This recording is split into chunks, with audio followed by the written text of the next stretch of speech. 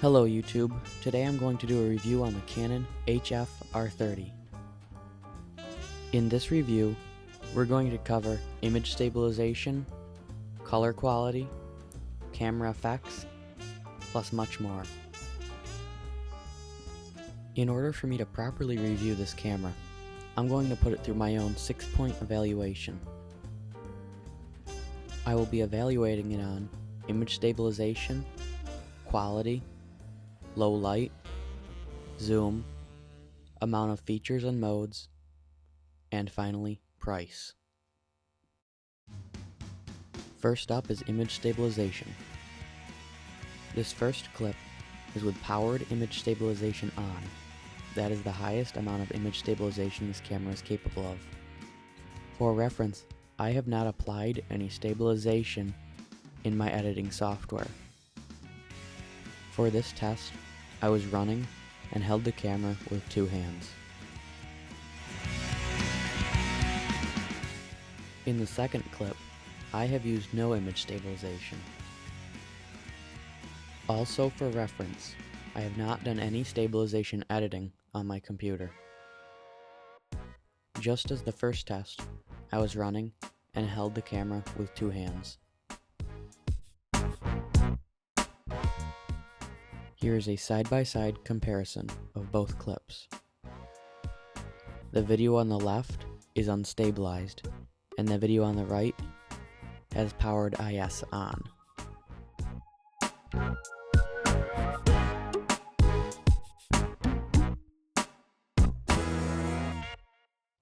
Since the camera did a great job with image stabilization and has met all my expectations, I'm going to pass the camera and let it go on to the next round. If we look at the next round on our review sheet, it's quality. This section of the review is for quality.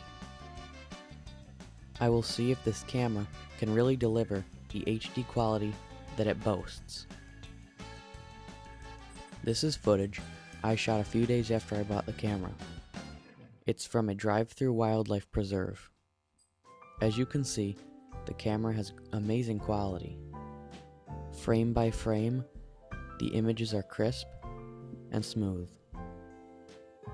I'll let you guys watch more so you can get your own opinion, but so far, this camera has exceeded my expectations.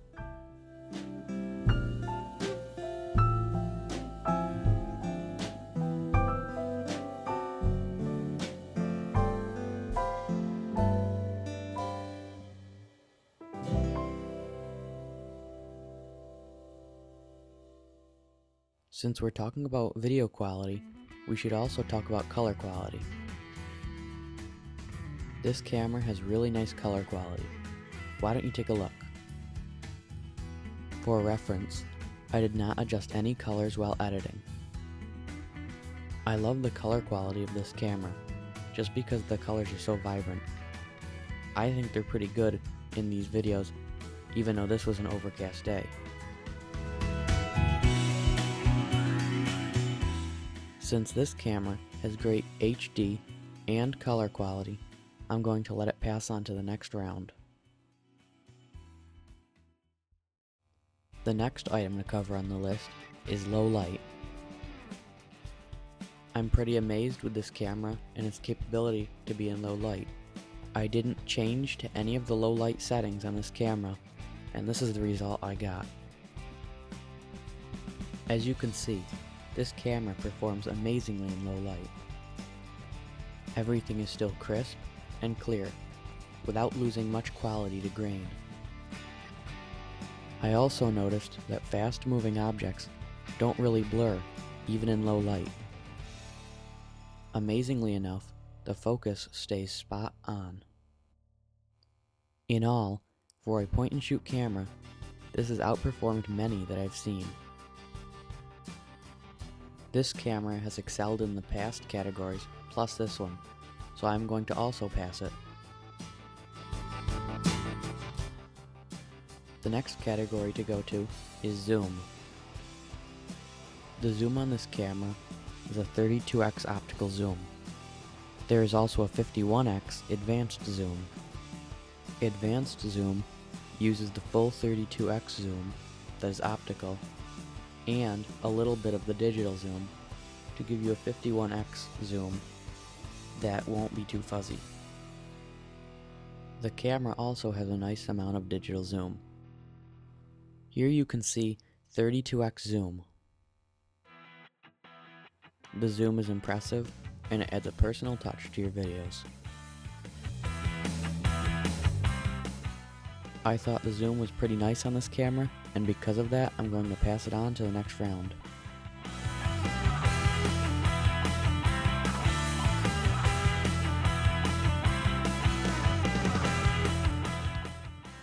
This camera comes packed with many different features and modes.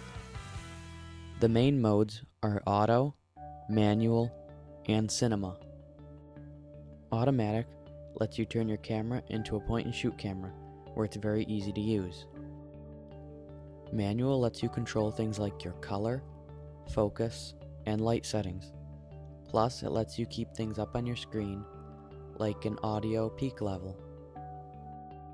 Cinema lets you change the look and feel of your videos to something that fits the mood of your shot. The camera has a small editor, so you can add effects to your videos, like these. You can add classic frames, newspaper headlines, widescreen movie boxes,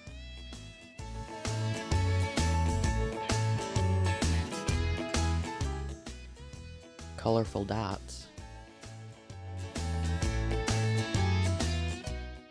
or even do a countdown. There's a lot more too.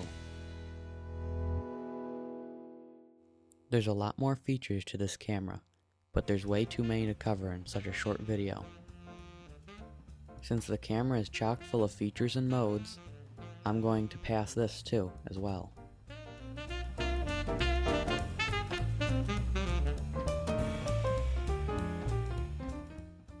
Last but not least, we have to talk about price. The MSRP of this camera is $400, but I got mine on an online retailer on sale for $300. I'm pretty impressed with the camera for its price, and I think I got a pretty good bang for my buck. Overall, I would recommend this camera to others, and it's also iMovie compatible. As you can imagine, the price has also passed. So at all 6 points that I rated this camera on, they all passed. I really like the camera, and I would definitely buy it again. If you want to see the setup that I use for filming, stay tuned for a second. Here it is. Obviously, I have the Canon Vixia HF R30. I also have a tripod, as well as a Velo CB500 dual shoe cold shoe bracket. And I also have the Bescore 180 watt AA powered on camera LED light. I also use an orange filter to make the colors a little warmer. That's my setup for now, but soon I plan to add a Rode shotgun mic. Thanks for watching. Please rate, comment, or subscribe.